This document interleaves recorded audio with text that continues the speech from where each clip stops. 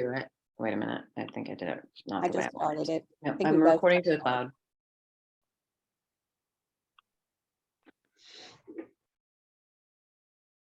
That's not what I want.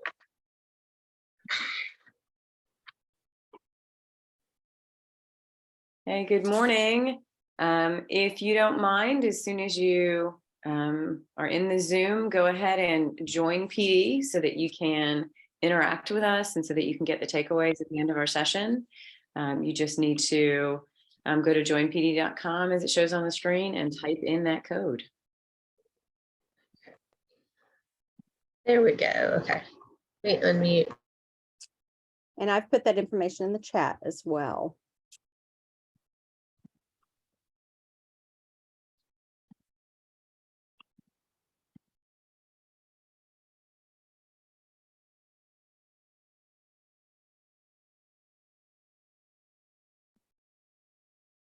And if any teachers would identify themselves to me, I would appreciate that.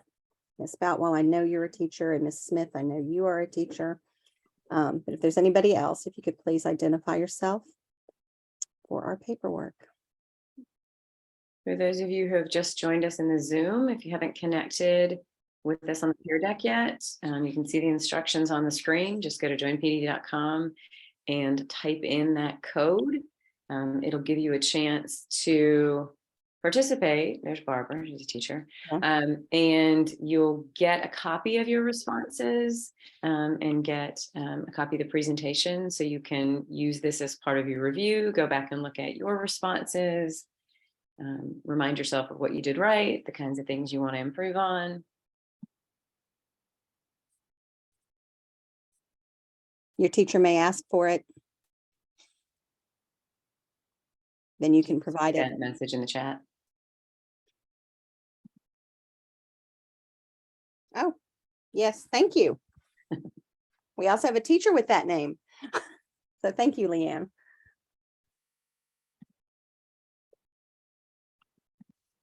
We can see your Google Doc. Oh, whoops. Just want to let you know. Okay. I've done that myself. Okay, Gotcha. we're going to get started here in just a minute. I think we have most of you in the classroom, but in the Peer Deck. If you haven't, we'll give you about 30 more seconds before we get started so we can try to get you out of here on time. So for us here in Birmingham, we haven't had much sunshine lately, so we want to make sure you have some time to enjoy it today. Try to get you out of here on time. The Peer Deck allows you to practice your responses, get some feedback from us, be a little bit more interactive, and remember, it gets you the takeaway, a chance, something that you can use later, in addition to what we're doing here. Okay, I think we have pretty much everybody in the Peer Deck. So I'm going to let this one more student in. I'm going to go ahead and close the instructions about joining Peer Deck, but we'll continue to add the instructions in the code in the chat for any late arrivals. But I'm going to close I'm going to close the join code. I'll take care of that. Okay. It's tempting to just keep doing that. Okay, take a few moments to make sure that you're muted, just so that if you have any external noises, they're not distracting. But we're a fairly small group, a good size, but a little bit smaller than one on Thursday night. Feel free anytime you have a question or you want to make a comment, respond, to either just unmute your microphone or add your question in the chat. But we're small enough that you should feel free to jump in and ask it. If you have a question, but go ahead and respond to that question that you see, number 3. We're going to be focusing on the argumentative essay, the 4th of the free responses that you see on the exam. And we want to kind of get our writing juices flowing. So just write a response to that question about federalism as that 3rd item. So we can start thinking about those.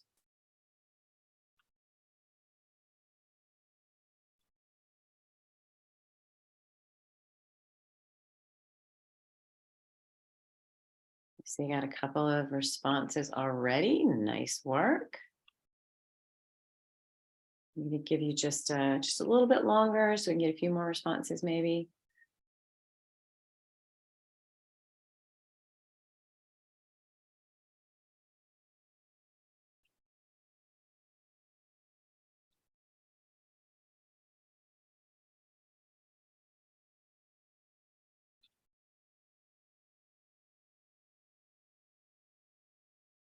And remember, don't be afraid to try. We don't expect your answers to be perfect at this point. This is a process. We're trying to grow from where we are now.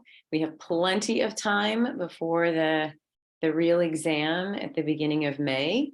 But this will help you get used to the skills that you need for this specific free response question. And also, we're going to do some quick review of some of the documents that you need to know. So hopefully you're going to benefit from all of those things, but we don't expect you to get it all right. We're here to help you grow and get better as we get closer to the exam. Okay, you guys can continue to write for a minute, but I'm going to go ahead and show you one of the responses that we've already received. This one has really kind of exactly what we would be looking for in response to a question like this, because there's an indication that power is separated between the federal and state governments. It's important when they use a term in a question that's a specific government term like federalism, that you show that you know it. So it's good to do a quick definition of it first. And then there is specific information about how the federal government responded and also what the state involvement was. So with federalism, you want to know it's the two different levels of government, but also what each of them can do in those roles. And I can't see all of the second one. If you don't mind rolling that up for me just a little bit. Okay. And that you've got some good information in the second one, talking about the separation of powers, different roles for state and national and local governments. The one specific thing that I would point out, and you're probably going to hear this again this morning, is in that first sentence, talking about which governments provide funding for prevention and rehabilitation. And then you mentioned the three levels of government, but whenever you're talking about them, you want to say what they do. And maybe in this one, you just want to be a little bit more specific about what each one of them did, whether you mentioned that the federal government provided funding and allowed states and local governments to implement programs, but you want to be just a bit more specific about how each of them participated in dealing with this crisis. All right, and thank you for already writing and participating in this. And I'm going to take a moment now that we have lots of people in here to quickly introduce myself and my co-presenter. My name is Jane Schaefer. I currently teach at John Carroll Catholic High School, and one of the courses that I teach is AP US Government. I've been teaching it for close to between 15 and 20 years.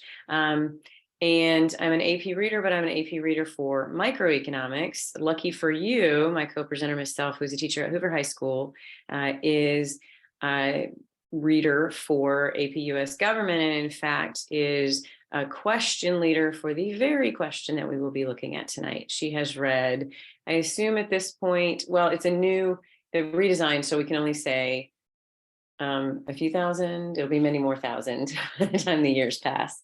This one's a slow read. It might actually still be under 1,000, but I've read a lot.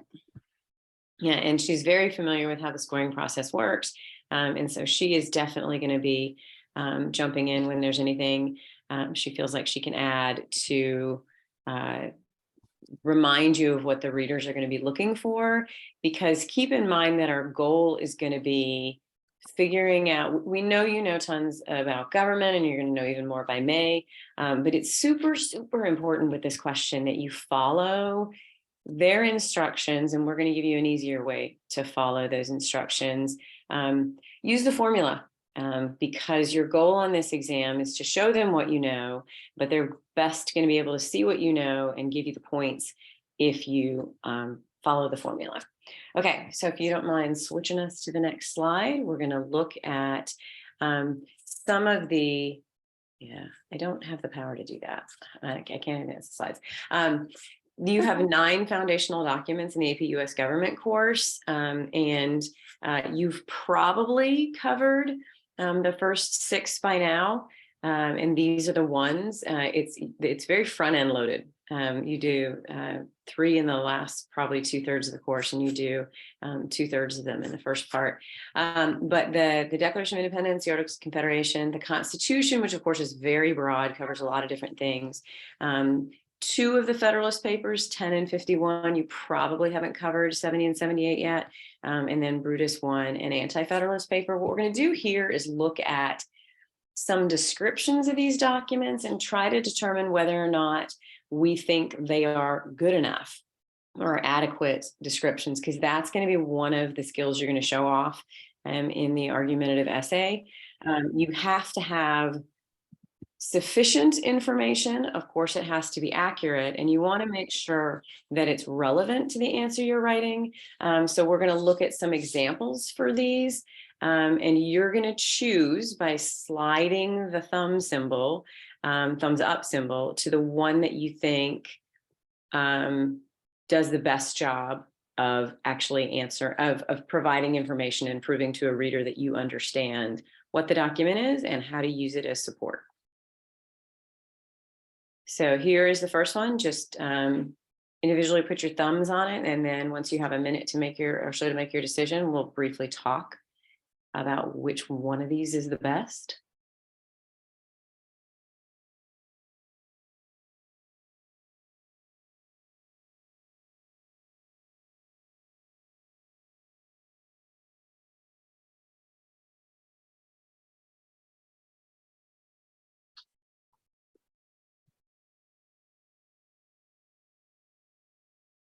I think I've gotten responses from most of you, and most of us chose the same one, and luckily it's the one that really is the best. One of the things that's tricky and really important that you look at with these is true and accurate is not sufficient. We have to make sure we provide enough information that the reader is convinced that you really know this document, that you've looked at it and you've thought about it. And the fact that there are only 9 means that they're going to feel pretty free to hold you to a fairly high standard, because there are only 9 documents that they need you to be able to write about. And so when you look at that first one on the top left, it was a document that justified rebellion.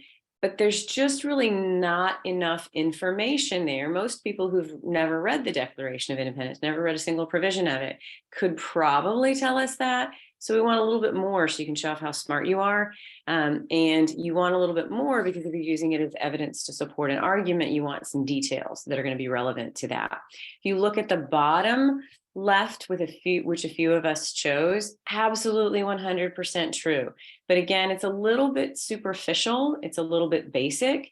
And the best answer is the one that most of you chose on the top right. And notice that description does not include that it was written by Thomas Jefferson, which mostly it was, a little bit of editing, but mostly his document, and that it was written in 1776.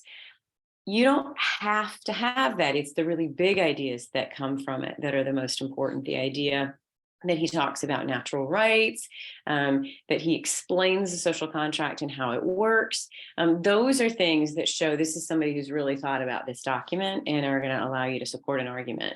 Again, bottom right, absolutely true. Just a little too basic and not enough to really argue that this document supports a position you're trying to take on something.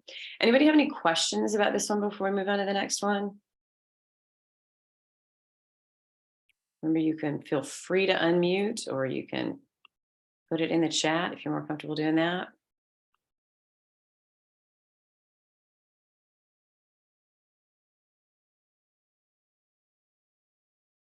Okay, I think I've done an adequate teacher pause.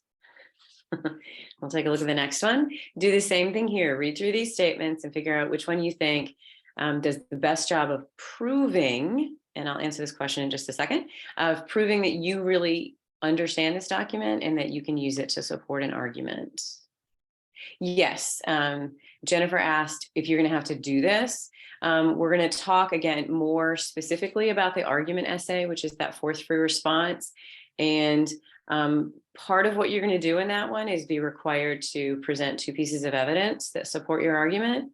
And you're going to have to describe those pieces of evidence and connect them to the argument you make in a sufficient way to earn those points. So yes, this is very specifically kind of the second step and the third step in what you'll do in the fourth free response question on the exam.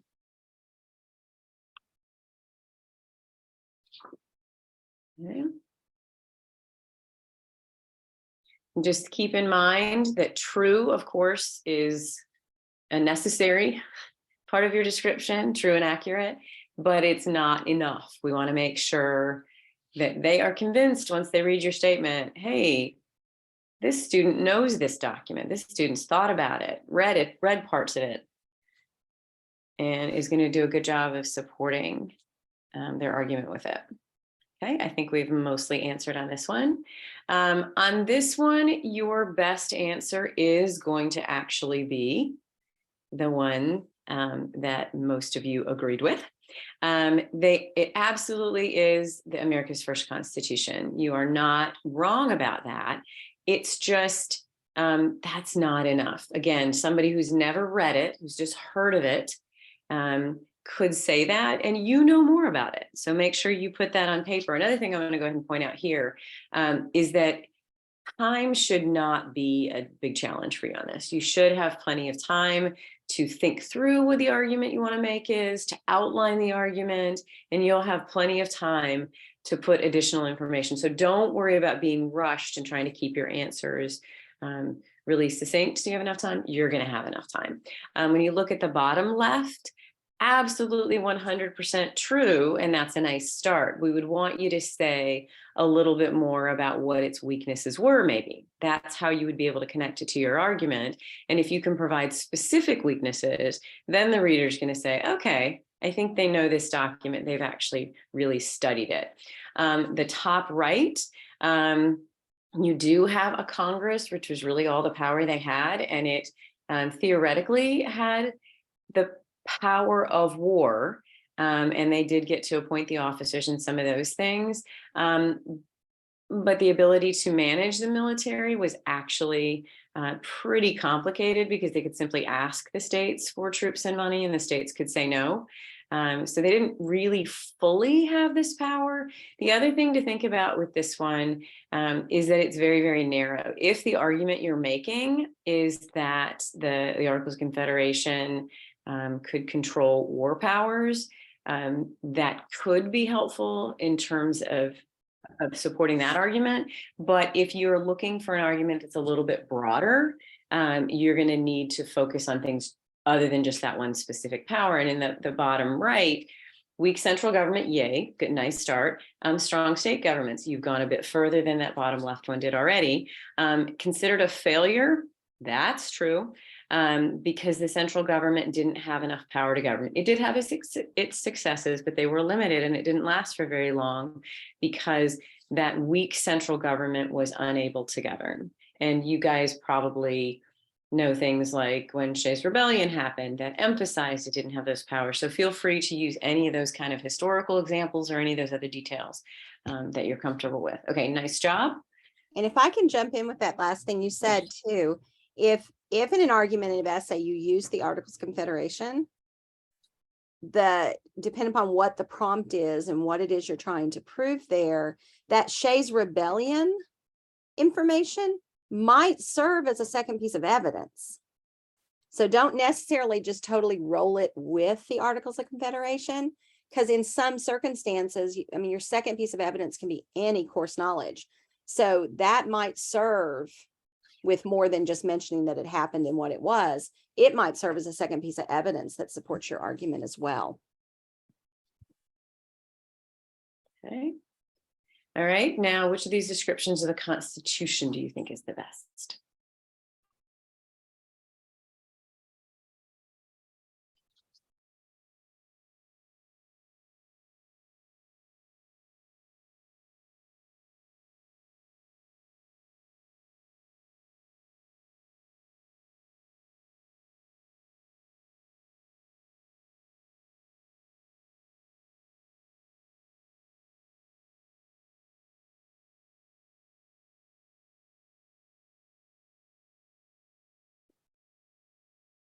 Let's see if I can get one or two more of you to choose your spot. Some of you changing your minds. This one's a little trickier. I will acknowledge that. I just will wait a minute before I explain to you why.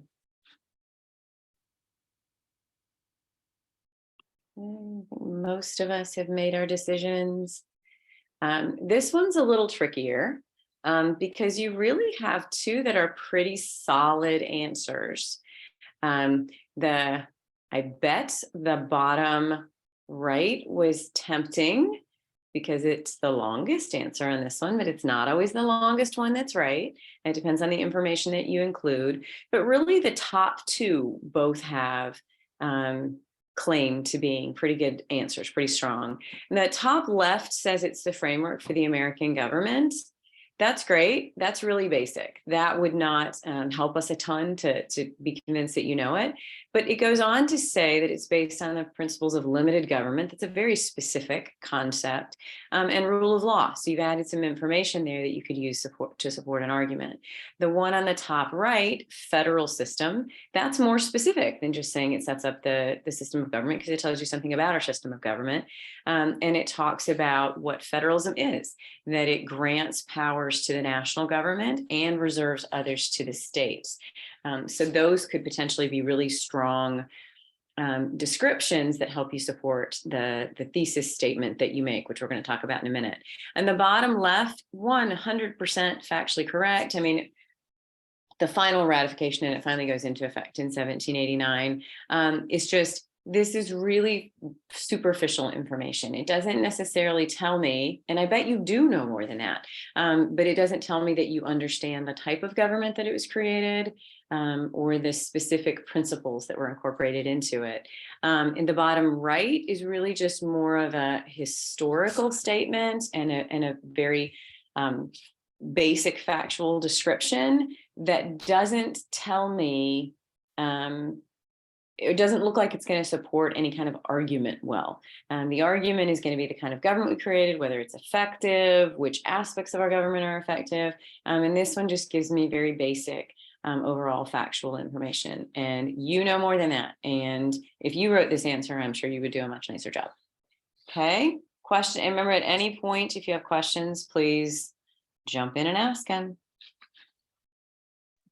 We'll jump in real quick, just in case we don't say this later. The Constitution is the only document that you can potentially use for both pieces of evidence. So on this argumentative essay, and some of you, your teachers have already taught you the argumentative, so we're really just reinforcing what your teachers have said. For others of you, maybe you haven't gotten into it yet. I don't teach it till well past Unit 1. And so this is a preview for you. But they'll give you a list of 3 documents, and you've got to use at least one of them. You can use more, but for all the other documents, you can only use something from it one time to support your argument. For the Constitution, because it is the foundation of our document and it's big and broad, it has 7 articles and 27 amendments. You can use it twice, but you have to use different parts. So maybe you support your argument with Article 1. Let's say it's something about the legislature and Congress being powerful. Maybe you support it with Article 1, and then you support it with the 17th Amendment that about direct election of senators, or the 27th Amendment about limiting their pay raises. You would be using 2 specifically different parts then, and that would be okay. Excellent. And she already said this, I think, kind of, but not only could it be both of your pieces of evidence, but unlike some of the other ones, it works effectively for, typically it's going to work effectively for either side of the argument. You can often find pieces that support countering viewpoints, whereas with the other things like the Federalist Papers or the Articles of Confederation, they might expect you to only use it on one side. So Constitution is your friend. All right, so choose the one you think is best of these descriptions of Federalist 10. Oh, a lot of you already have. So far, we're unanimous.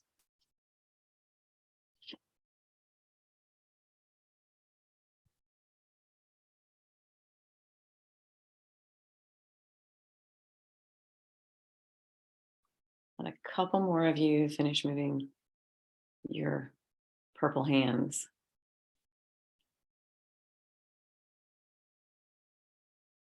All right, there we go. All right, we did get unanimity on this one, and I hope it wasn't just because this is the longest answer, because in the last one, the longest answer wasn't it. Hopefully it's because you're getting the kinds of things that you need to do on this. The top left, totally true. Too vague. Every Federalist paper was written to support the ratification of the Constitution. That was the purpose of them. So that's not enough. Top right, written to describe factions and their inevitability.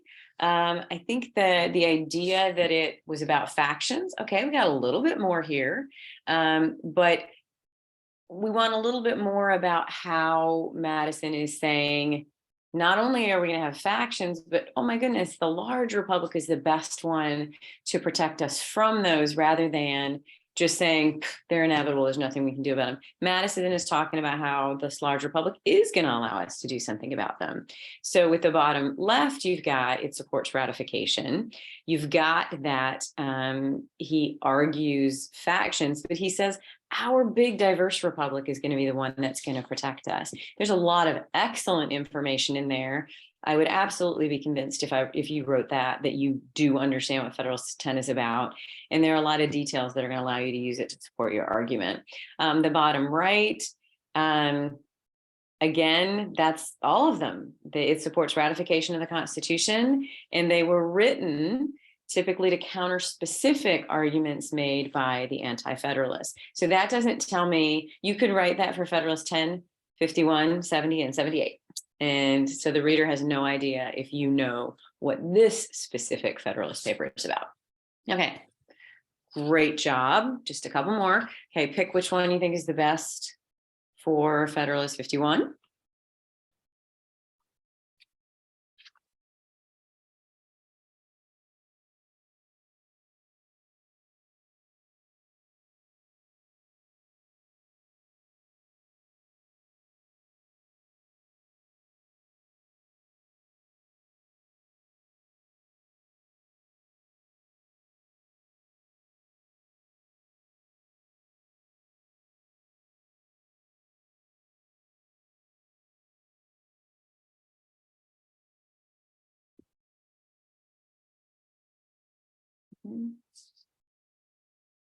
All right, so let's see how we did on this one. I love that nobody was tempted again by the top right one. All of them were written in support of the Constitution. Bottom right, and it gives you a little bit more because it says large and diverse republics we're going to have and have limited powers, and 51 is about the separation of powers and checks and balances. But there's not enough there. You just haven't given us enough about how those powers are going to be limited, how it's going to work. Our top left one is our best one on this one, and great job. Most of us picked that one. It describes how the Constitution specifically, look at it in contrast with the bottom right, how it limits that power through the separation of powers and checks and balances. Federalist 51, the description in the bottom left may have triggered your memory of ambition needs to be made to counter ambition. That is mentioned in 51, but this one, the bottom one, suggests sort of an inability to control it even, says they're going to seize power in any way they can. The Federalist 51 focuses how, yeah, ambition is going to be a challenge, but our system is set up to fix that problem and to deal with that challenge when it arises. So in the bottom left, I see something related to specific language from it, but I don't see the argument that Madison was trying to make about how we're actually going to be able to control that ambition within our system. Hopefully that makes sense. If it doesn't, jump in with a question.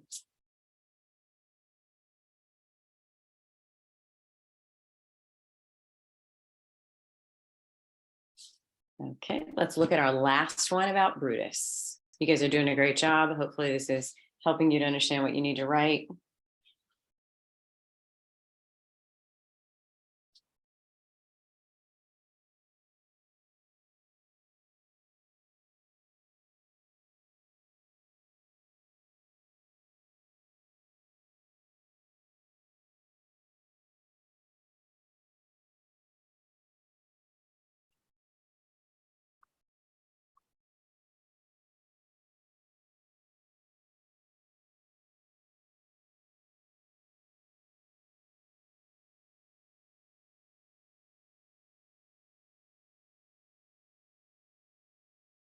I have one thumb still floating out there. There we go. Okay. So we have some differences, but we're mostly on the same page with this one. I think we're doing a great job, even if we don't get 100% of these right. The top right was the most popular, and the top right is the best of these choices. But I'm going to try to very briefly mention some issues with the other ones.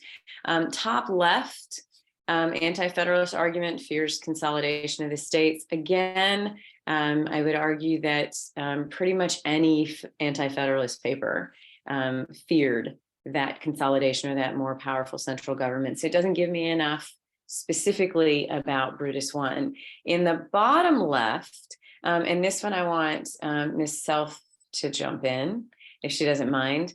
I don't think it's really an issue. It is thought to be written by Robert Yates. Do we really care that they said William? I don't.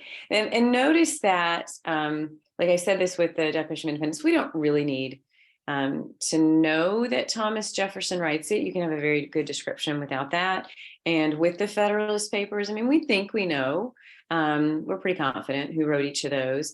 But that's not important. The author of it's not important. What it says is. So I definitely wouldn't get stressed about the authors of these documents. So that's not an issue.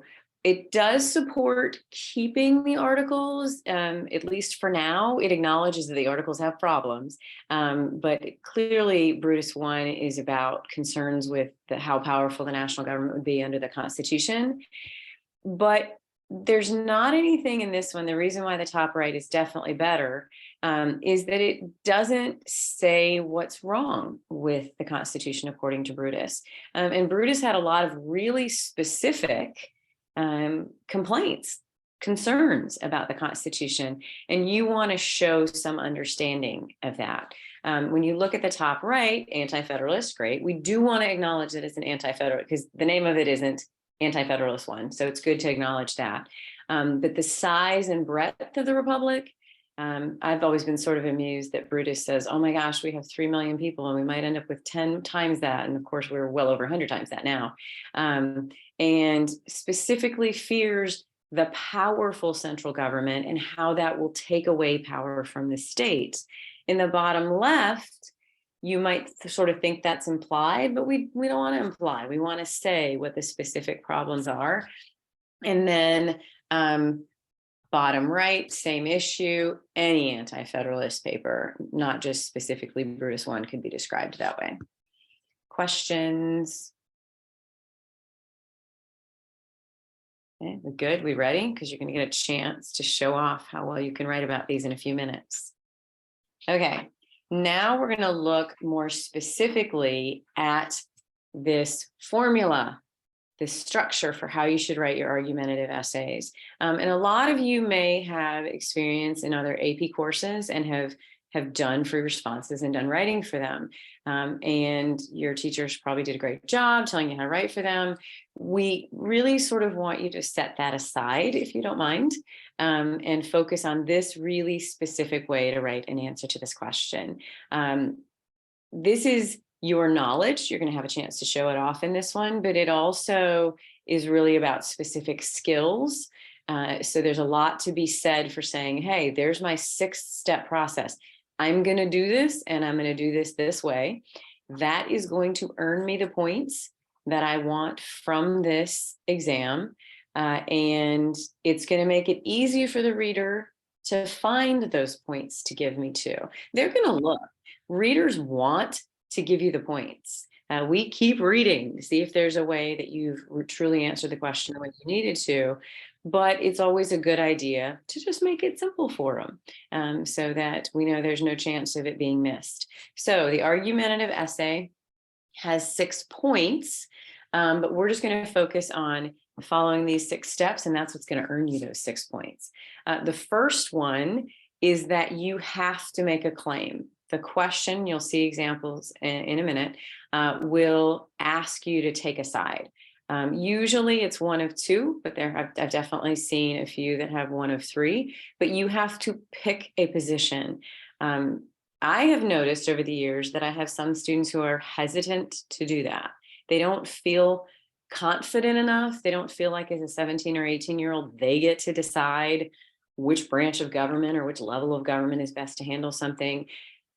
Your opinions do matter. You are entitled to take positions, and this question requires that you take a position.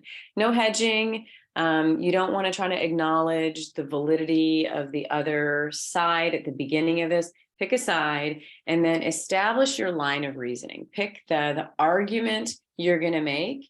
And in this, because is your best friend.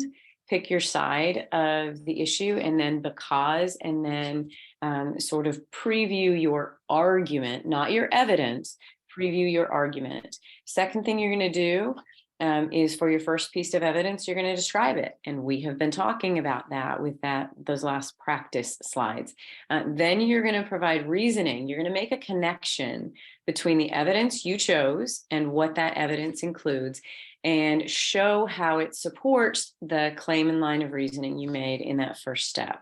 Then you'll do the exact same thing for your second piece of evidence. They're going to provide you with typically 3 pieces of evidence, of which you have to choose one. You can choose 2. That may not be the strategy you want to go with, but you have to choose one of them for your second piece of evidence. That is kind of dealer's choice. Choose what you want to do. And then the final thing you're going to do, and we're going to practice each of these steps in a minute. The final thing you're going to do is finally, not at the beginning, but finally at the end, you're going to describe an argument that would be made by someone who took a different position from you. And then you are going to rebut it, refute it, or concede to it. And we'll talk about those specifics when we practice that specific skill. All right, so we're going to start with practicing step 1 of writing a good argument essay. And that is the thesis statement. This is absolutely essential. I don't think it can be overemphasized how much you need to make sure that you have completed this step correctly. If you do not definitively take a side, make your claim, and support it with a line of reasoning that can be defended, then the most you can earn on this question is 1 point for presenting evidence. And that's not our goal here. Our goal here is all 6, or at least really, really close to that. So you want to make sure that, and remember I said time's not going to be an issue. You can do some planning. Make sure that you have made a thesis statement that's going to earn those points. So because I told you it's going to be your friend, you have to pick a side. And then the easiest way to do is to state your side, say because, then give your defensible line of reasoning. Okay, so we have an example here of a question, an argument about whether the president should be able to deploy troops without any action by Congress. And we're going to look at whether or not we're going to try out some thesis statements, whether or not we think that they are effective. We can go to the next slide. Okay, wait a minute. Sorry, I was muted. Do you want to talk about this example? Because there is a claim and a line of reasoning here. never mind. I forgot about the green and the yellow. That's okay. Sorry about that. I was so excited to show them the examples. Okay, so here is an example of a good one. This one would work. The president should have the power to send troops into combat without a declaration of war. You can tell that they think that he should be able to do that. The alternative is that he shouldn't. Pick a side. This statement says he should have the power, and then because timing is essential in the case of an attack on, sorry, I already told them. Timing is essential in the case of an attack on the United States, and waiting for Congress to act could endanger the nation unnecessarily. So using this one, before I give it away anymore, using your highlighter capability, use yellow to indicate the full claim. Where do you determine that the student has made a claim that states their position? And then where do you find their line of reasoning? How do you know what argument they're going to use to support this? Should be quick and easy. When you do your own practice questions, make sure you're thinking about this, thinking about whether or not if somebody read your thesis, could they take a yellow highlighter and find your claim? Could they take a green highlighter and find a line of reasoning that you've established? Okay.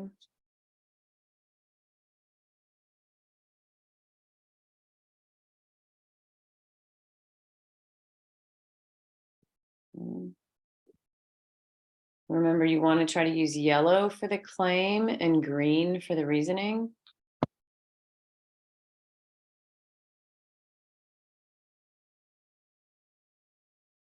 Okay. A few more of you to give that a shot. And sometimes we don't want to write in a way that seems too formulaic to us, because in English, we want to make our writing beautiful. If you're writing poetry or if you're writing prose, you want to make it sound prettier. And I love that. I love good writing. But what you want to do with this question is you want to make sure that you're checking off the boxes. So worry maybe a little bit less about how it flows. No offense to those who like really good writing, but make sure that you are clear. Clear and straightforward is the most important thing. Okay, on this one, I had already told you, I apologize for that. I'm very excited about the next slide. The president should have the power. That's your claim. Your line of reasoning comes with, after, because. They're saying timing is essential. That's the beginning of an argument. That's an argument that you can support, and you can talk in your evidence about how, when a war happens, we got to get going, and how the president, as commander-in-chief, for example, could act much more quickly than Congress, which is a large body that might potentially have to debate it. That's not all going to be in your line of reasoning, but that is clearly previewed by what is included in this one.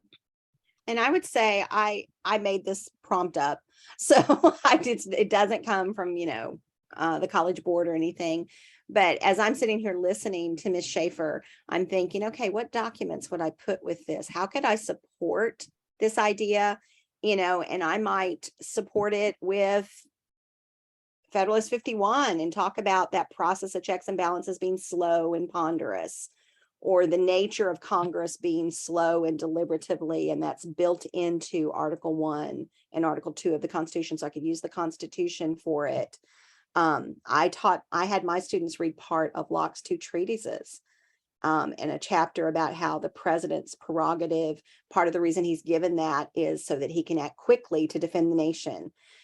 So there's a number of documents that immediately come to mind to me. Those might not be the ones that would be offered, but if at least one of them is, then I'm golden. I can come up with another example from the class.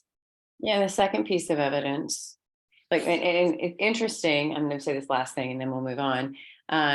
She's talking about Locke's second treatise. I would use Madison's notes from the convention, because they wanted to give the power to the Senate, but the Senate's so slow, you can't do that if we're attacked. And so there are tons of ways you can approach it and be effective. That's why give yourself a minute to think these things through. Don't feel like you have to have pen to paper instantly, because then, you can cross off things if you need to, but you'd much better served by trying to plan your answer before you get started.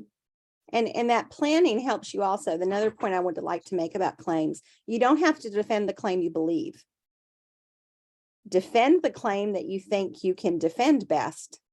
So if the documents that you know the best support a position other than your personal beliefs, that's perfectly fine. You'll get a chance to articulate that other claim in the counterclaim later, but defend the one that you feel like what they've given you, you can defend it the best to earn the most points. It doesn't have to be your personal belief statement. This isn't about personal belief statements. This is, do you know government? We won't hold you to it if you change your mind. That's right. Okay, I am probably a little bit behind where I should be, so I'm going to pick up the pace so we get you out of here on time. There's some really good basketball today. Okay, from these, look at these attempts to create claim and line of reasoning for the argument that's presented to you at the top, and indicate by drawing a line or anything that clearly indicates which you think is which of these you think would be effective and would earn the point. Not whether or not you agree with them, which ones you think are good enough to earn the point, and those will be the good ones. The bad ones, it's not about being wrong, it's about being not enough to earn the point. So just take a moment to choose.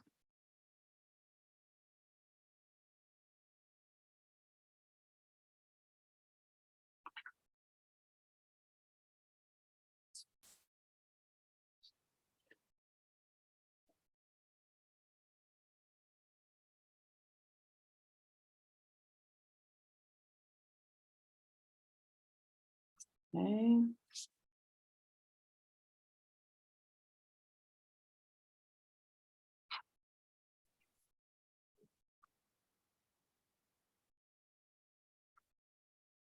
Got a lot of choices made, but we need to make a few more. And I will go through these fairly quickly. So feel free to ask questions, anything that comes up once we've talked about sort of the definitive answers on these.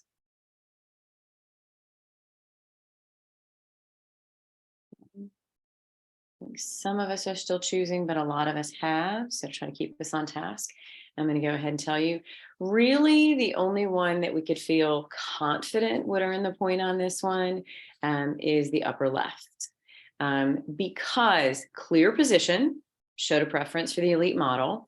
And then it gives me a line of reasoning because it tells me that they set up systems of direct selection of office holders and longer terms. That is something that is completely provable and can be supported by evidence, specific examples from the Constitution. Potentially, you could use some things from Federalist Papers or other documents that you're familiar with, or just things, specific provisions of the Constitution. The problems you have with the others is bottom left is sort of what I was warning you about. You might think that all three elements are included. There's a pretty good argument to be made for all three of them, but you have to pick one. You just have to. The top right talks about participatory. They've chosen a side, great.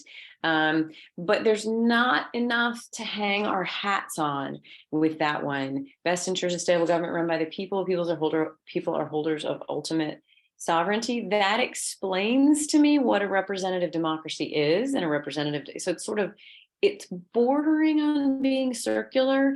Give me something about how you think they're the holders of the ultimate sovereignty in our system chosen by the founders. It's close. It's very, very close, but we want a little bit more there. Needs some stability. There's no stability in it. Yeah. It's supposed to be about the stability. Okay. And then in our bottom right, your line of reasoning, and this is a real temptation. I've seen this with a lot of my students. Your line of reasoning cannot be established by your evidence. Your evidence is going to support your line of reasoning. So you're not really going to want to mention documents in your line of reasoning. You're going to have something that's a little bit broader that your documents allow you to support. Okay. Please don't name drop documents in your. Yes, just don't. Just tell yourself, I'm tempted, but I'm not going to do it. And you're going to be tempted to do it even more so because they're listed in the question. That's your evidence. That is not your line of reasoning. Okay. Let's look at the next one. Do the same thing here. Pick which ones you think would earn the points. Pretend you're the reader here. Which one would you give the points to? Which ones would you give the points to? And which one would you say, sorry, can't give it to you?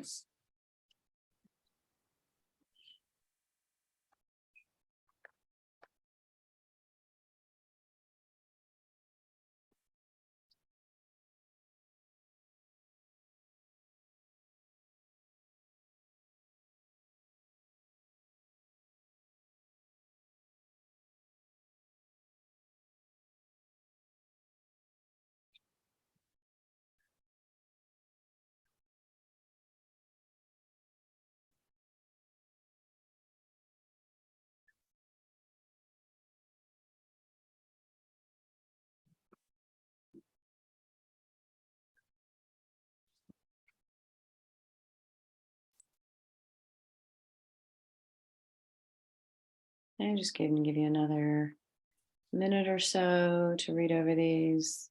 We've got one we can show. Okay. I like the way the student decided to Mark it. express good and bad as well. Okay. As you guys are, a few of you still making your final decisions, we're going to go ahead and show you the ones we need to choose. The top right and the bottom left would have received the point. And notice it's not about length. It's not those differences that necessarily are what determine it. We're hedging a lot in the first one. Would you ultimately say that it'd be better for the federal government to handle some and the states to do others? We need you to pick a side, even if you believe that, for example, if you think about Alabama, we mostly want to handle things ourselves, but when we have a landfill fire that we can't put out after 6 weeks, we call in the federal government. That's not what you want to do. That's not what's going to earn you the point on this. Pick a side and don't worry about the fact that you personally might think there are exceptions. In the bottom left, clear that they've chosen the federal government, and they've said health and welfare of citizens is essential, and that's only going to be provable, going to be handled by the federal government. And that allows you to then make arguments supported by documents or provide evidence, such as documents related to health and welfare and how the federal government does a better job with that. In our top right, states should be responsible. I clearly know what the student is claiming. And then the line of reasoning is established by the idea that they can be handled in local ways. They have reserved powers, but especially it's best handled by local governments. States are more local because they have the knowledge and the resources. And that's something you can prove with evidence. The bottom right, the states should be responsible. You've definitely made a claim here.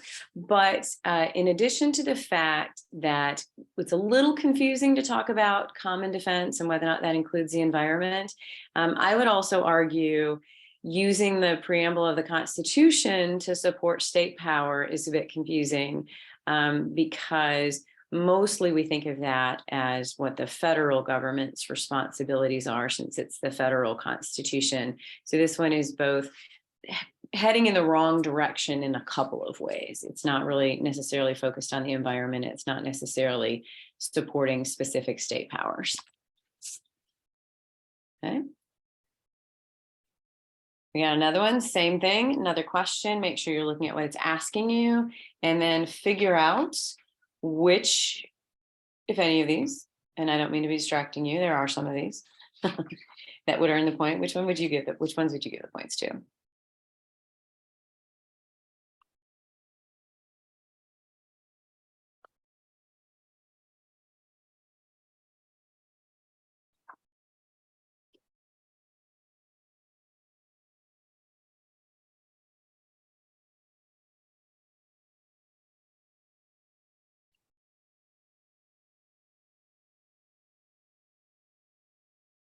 We've done a lot of these. Some of us are getting a little more artistic.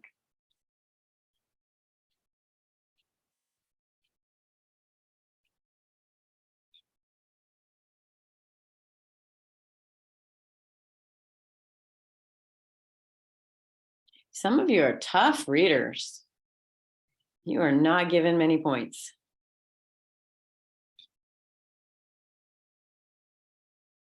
But I will say that at least one person has given the point to everyone that deserves a point. Okay. You found one. There we go. Okay. I'm going to go ahead and let Miss Self put on the screen. This one, there were actually 3 that are deserving of the point. And most of you did a 2 and 2. You weren't quite there on, not a lot of you gave it to the bottom right. I think some of you felt like I've already given 2 of them. Maybe there's not a 3rd one that deserves it. But so I'll just take a moment on that one. This one's tricky because it sounds like they're hedging. Liberty and order are important, should be balanced. They do say the primary task should be to protect liberties. I would suggest that you maybe not even bother with the hedging. I appreciate that you think both of them are important, because they are, but I think that's sort of distracting for the reader, but it's also distracting to you. So just say, okay, I like them both, but number 1 should be protecting liberties. And then it specifically goes into how the federal government can be suited to that task, and how they can ensure sort of broad protection of liberties. So I definitely get your hesitation on that one, because it looked like they were going to hedge, but they do end up picking a side and establishing a line of reasoning. The top right, you knew because it was short, it was probably in trouble, but they definitely pick aside, there's a claim made here, but because of the Bill of Rights is not a line of reasoning, you do not want to have your evidence in your thesis statement that supports your thesis. It doesn't create your thesis. And this one just, I mean, because of the Bill of Rights, it doesn't even really tell me what's in the Bill of Rights either. So no. Anybody have any questions about it? Like I said, most of you were giving the points for the first two, so I'm going to try to be respectful of your time and not go over them, but please jump in if you have any questions about these. And I'll So say, you really- guys are, I think you're listening to us because there was a pretty very uniform, that top right, like everybody knew that one was bad. Mhm. Okay. Yeah. The others were more complex. They required a little more thought. And the readers have to sometimes give a lot of thought to your writing and deciding, is this enough? Is it not? So this sort of mirrors what the readers do in June. And know that they want to. Please make it possible so that they can give you the point. It makes them happier when they can. Okay, now it's time for you to create one of these. You've been judging those written by others. I think you're pretty well equipped to write one of your own. Remember that what you need to do, take a position, pick a side. There is no benefit to waffling. Pick a side, and then you're not going to write about your evidence. We'll practice that in a moment. Just do what we've just been looking at. Which side are you going to take, and what is your broad line of reasoning that you're then going to be able to support with evidence? So take just a couple minutes to do that.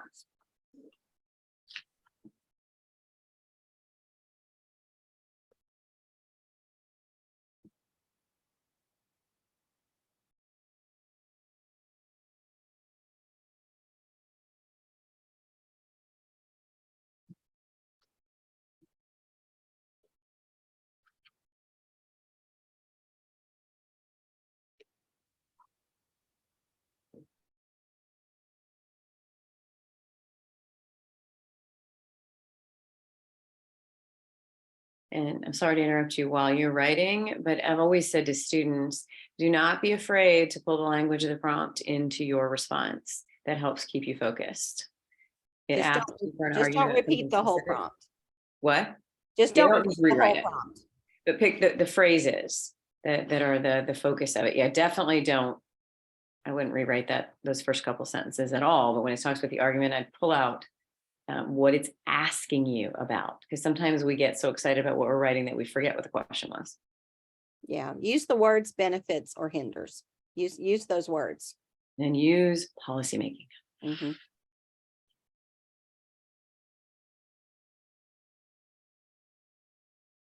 I know it's tempting, but resist the urge to put the evidence in your thesis. We're only doing a thesis now.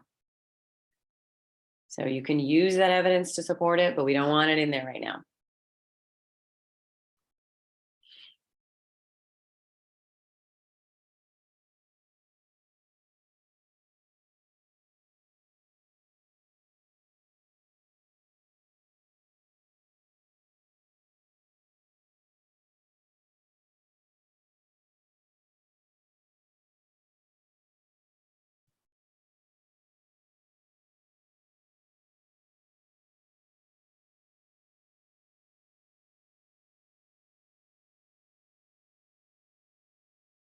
Okay, I'm just going to give you a few more seconds because some of you are still writing.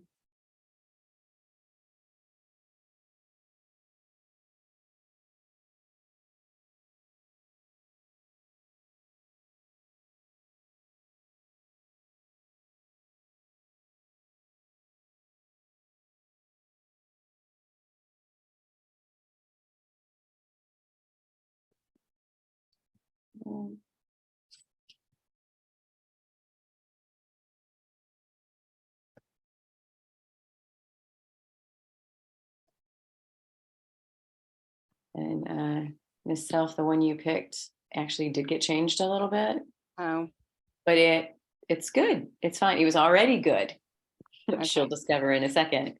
But she added more to it that it still works as a good example. I think let's go ahead and show that one. okay.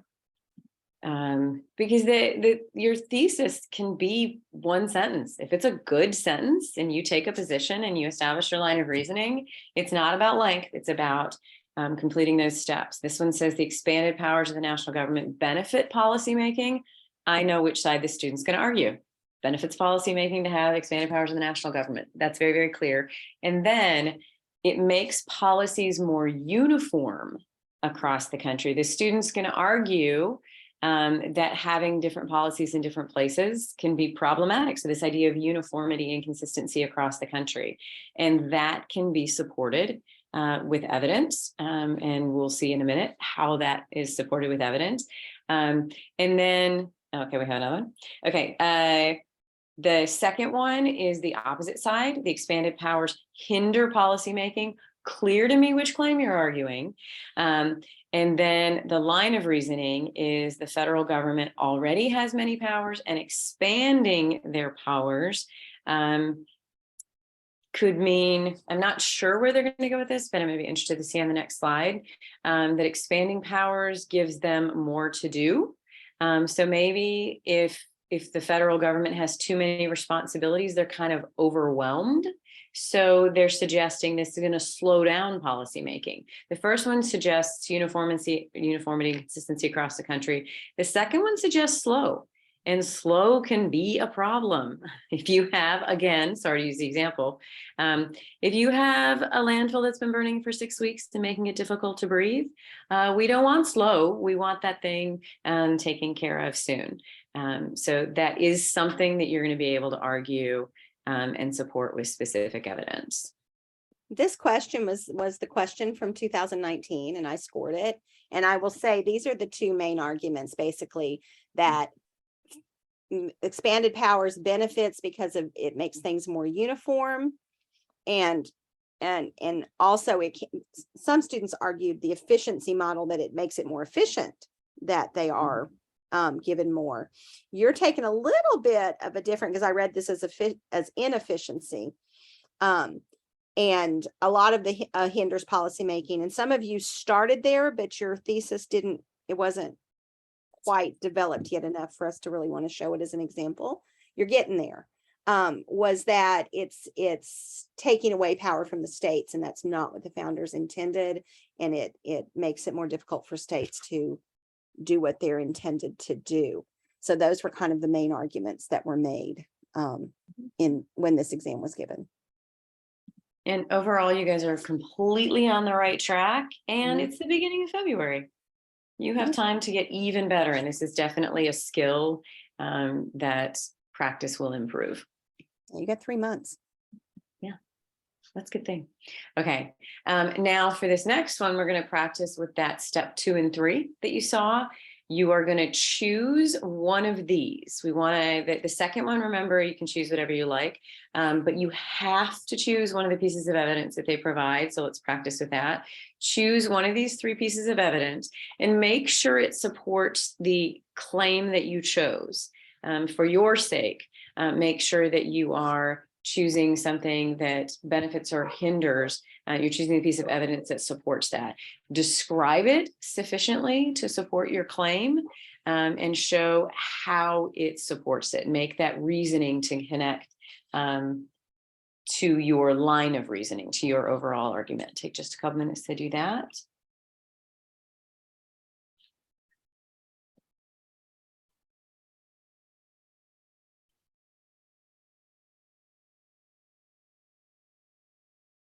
And I want to say the first few I'm looking at are doing a great job of remembering to describe the piece of evidence first. Describe it first, then connect it to your argument.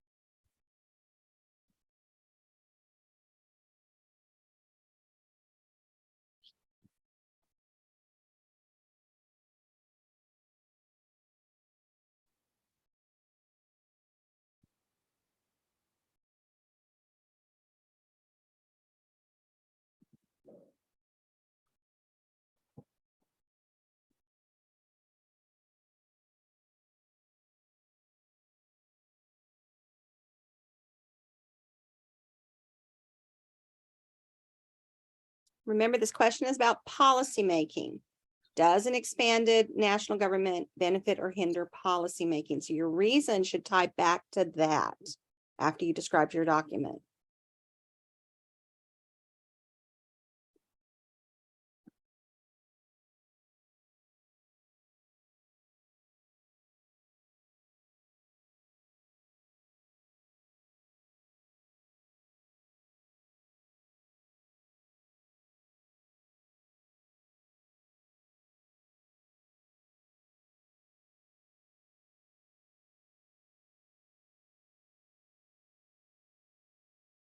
I was totally just about to do that. Whether she added the last sentence or not, that was good to talk about. Okay. Lots of good stuff in here, but remember what Ms. Self said about making sure that you're taking these overall very effective descriptions of the documents and connecting it to your argument about policymaking. Okay, if you don't mind going ahead and showing the screen. Okay, the first thing that this student included was that Brutus 1, in the first example, that Brutus 1 argues against the Constitution. Yes, it's an anti-federalist paper because its position is to have strong state governments, weak national government, believing that the states should be able to handle their own issues. Lots of good information in there. Don't be afraid to get more specific as well. Then it says this allows states to deal with their issues. So the sense of dealing with them locally as they want and what is best for them, individual states, as opposed to the nation as a whole, in a timely manner. So you've got that whole time component in here as well. The national government will not address the issue and make the best decision for the states because they're on the outside looking in. That idea that the national government may not be as well informed about state issues, and then it has different priorities. What it focuses on may be looking at it as a whole, and the states want what's best for themselves individually. So there's a lot of really good information in there. In the second one, Federalist 10 supports the Constitution, yay, but not enough.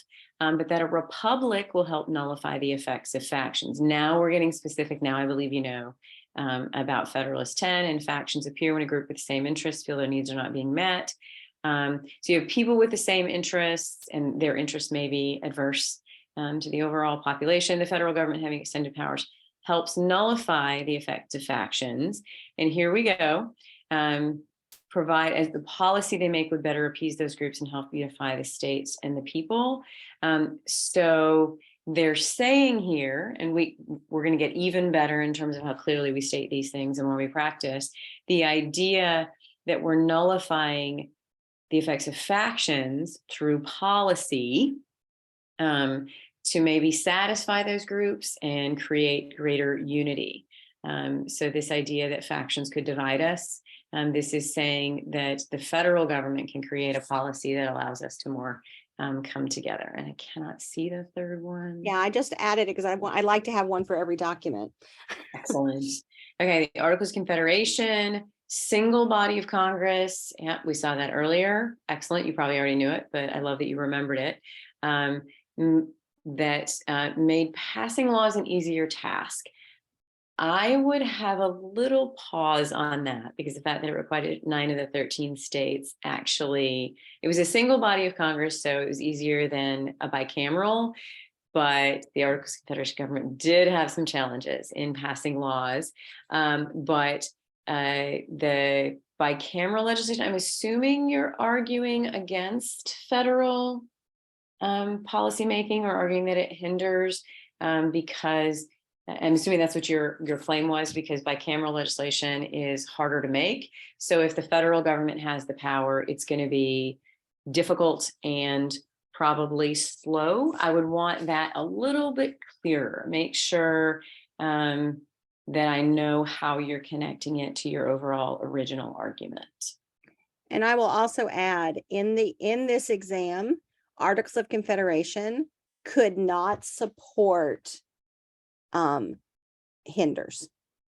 We were only allowed to accept it as evidence to support benefits because the Articles of Confederation were a failed form of governance. And therefore, the whole purpose of the Constitution was to expand national power. So this is the example for hinders. And actually in this exam, Brutus supported hinders, and then Federalist 10 and Articles of Confederation supported benefits. Which brings up the point of using that second piece of evidence. If you can use course knowledge, that protects you in this situation. Because if you had chosen hinders, then only one of the documents was actually acceptable for you to use. And you can't know that, like ahead of time, because you haven't seen the scoring guidelines. It would be much easier for you if you had the scoring guidelines available, but they Yes, will not it be would. available on testing. Okay, we are close to time, but we only have one big task left. And this one can be tricky, but follow the formula. What you have to do, and by the way, the next thing you would be doing is using a second piece of evidence, describing it and using it to support your argument, but that's the same thing you did on the last one. So rather than doing two different versions of that, we're going to skip to step 6. And that is where you acknowledge, you state the argument on the other side. If you chose hinders, this is where you're going to say, okay, but some say that it benefits policymaking, and describe how they believe it benefits. And if you chose benefit, you would describe hinders. So you describe the other argument, and you have to give some detail. You can't just name it. You say others would argue that federal government's power over policymaking allows it to be more consistent and uniform. However, if you're going to do rebuttal or refutation, or you could do a description of the fact that it hinders it because it makes it take longer. However, you have the choice of rebuttal, refutation, or concession. You can provide evidence to show why the opposing argument is incorrect, or explain why the argument is incorrect, or you can concede. You can acknowledge that the counter argument is better on some level. It is uncommon for students to do that, because by this point you have spent many sentences explaining why your argument is right. And this one is saying, but yeah, it's also kind of wrong. So most students are much more comfortable with the other side, but it is technically a strategy you can use. So what we want you to do for this one, and this is a 2-for-1, but we want that last point as well. You must adequately describe the other argument side. Don't just name it. You also have to describe it, and then give your response as to why that argument is not better, or explain why you think it makes its point. Okay, so take just a few moments to give it a shot. Key is do both steps. A lot of students just do one.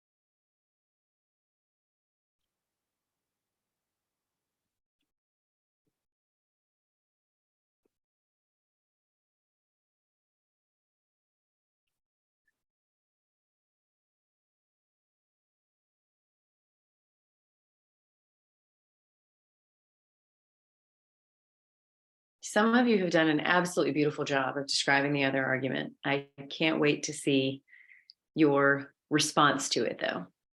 Oh, and I see some of you starting to do that. And I will say, as a question leader on this question, that's the problem, is students usually do one half of the task for this. They don't do both tasks.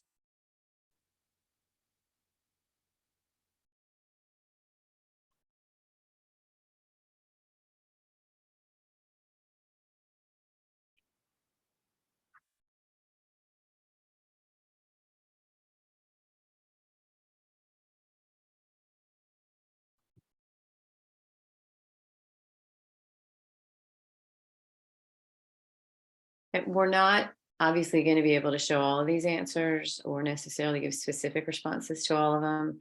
But I do want to say that as I'm reading them, there's a lot to work with here. You guys, for the beginning of February, a lot of you are in very good shape in terms of understanding what these tasks are, what this question is asking you to do. Keep working at it. You'll probably do some more practice in class, and know that your teachers are a wonderful resource for this. But most of us are starting off really kind of ahead of the game for February.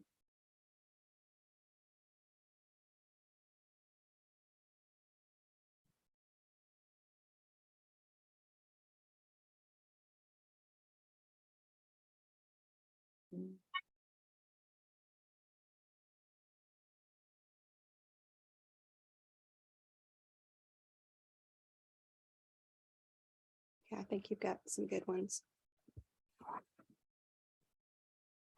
Okay, I'm going to ask you to go ahead and put them on the screen if you don't mind.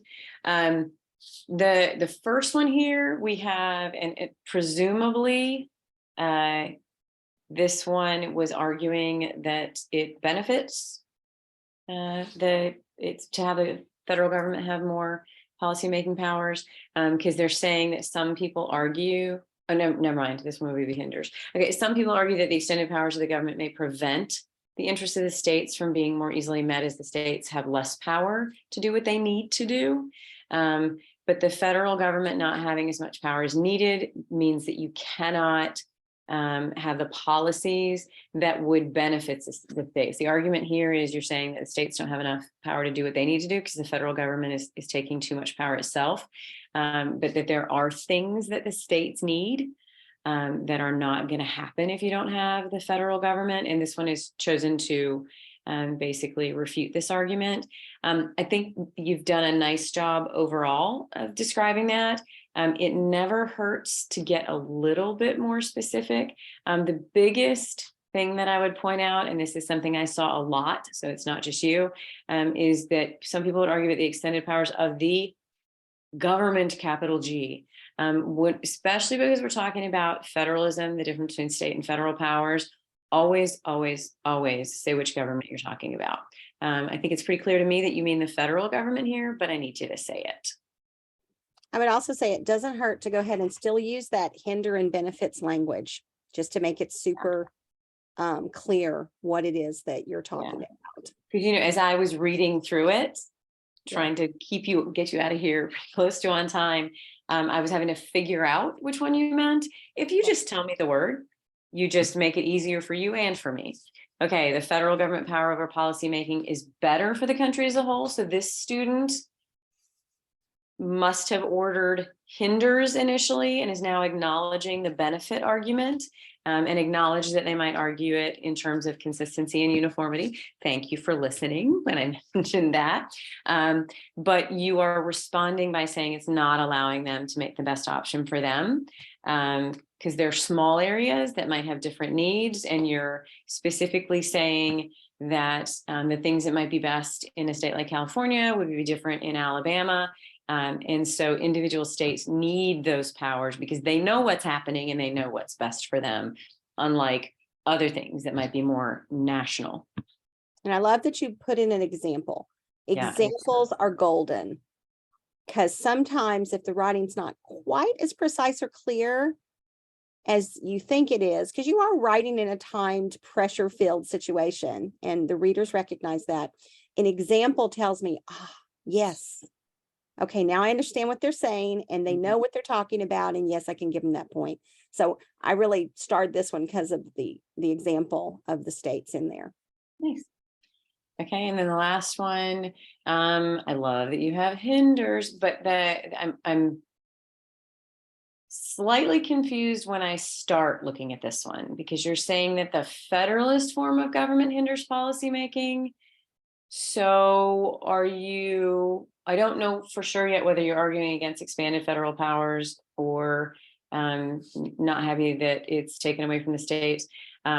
Because do you mean you'd rather have just a federal government, or would you rather have a confederal system where most of the states have the power. So just make really, really clear whether or not expanded federal powers are what you think hinders policymaking. Because I'm not 100% sure. I could make an assumption, but I'm not 100% sure what you're comparing federalism to. Are you comparing it to a unitary system or a confederal system? But I like that you say the length of time it takes to make policies. That's a good example. And then it has to go through the different branches. So you seem to be acknowledging problems with the national government. But like I said, I would like something just slightly clearer at the beginning. I love the way you respond to it. That, hey, faster isn't necessarily better. Just because we do it faster doesn't mean we do it right. So I really like that response. I would just like slightly more clarity at the beginning there, if that makes sense. Any questions, comments, concerns? Really all we need from you now is for you to think about how you feel about this. Drag your thumb, I think it is, and indicate where you feel like you are. We hope that you're in that 2, 3, maybe not 4, it's February, but we hope you're at least in that 2, 3 range. And remember, we said practice makes perfect, and your teachers are there to help you. And you've got plenty of time to improve. Once you have expressed where you are about that and genuinely think about it. If you're not quite there, that's okay. There's time, but commit to using all those resources that are available to you. And then I think we got most of those responses. I think, or I put it in student pace. So if you'll Okay. click the right-hand arrow down in the bottom left-hand of your screen, it'll take you to the survey link that you need to fill out before you can go. Yep. Then we just want you to do a quick survey. We are always looking to improve, and your feedback helps us do that. We want to make future sessions even better for you if we can, and certainly for all of the other students that will be attending. Once you have done that survey, enjoy. Hopefully it's sunshiny across the state, but it's certainly sunshiny here. Enjoy the rest of your Saturday. And thank you so much for spending all this time with us on a Saturday morning. I assume most of you are either have taken econ or are in it now. And I know you have an opportunity cost. You gave up something to be here, and I'm grateful that you did. And I know Demopolis is doing the alternating all year. Okay. So We've been having it all year. And opportunity cost is kind of like a day one concept for us. So yeah, I always feel confident if you've ever had it at all. they're you've going heard that back and term. forth. They're going back and forth on both courses all year. Okay. Yeah. Actually, I have it all year each. Like I have 3rd period government, and then I have macro 5th period. So You know, I used to like you, Connie. I'm sorry. I used to like you. Yeah, my principal surprised me right before we came back to school with that. So yeah. Yeah, I know I'm lucky. that's very a lucky. fantastic surprise. Yeah, I was surprised yesterday with the new stadium cushion. I think my surprise is better. We had Catholic Schools Weekend yesterday. Was Teacher Day. Oh, nice. It was nice. All right, I'm All going right. to. Do I need to take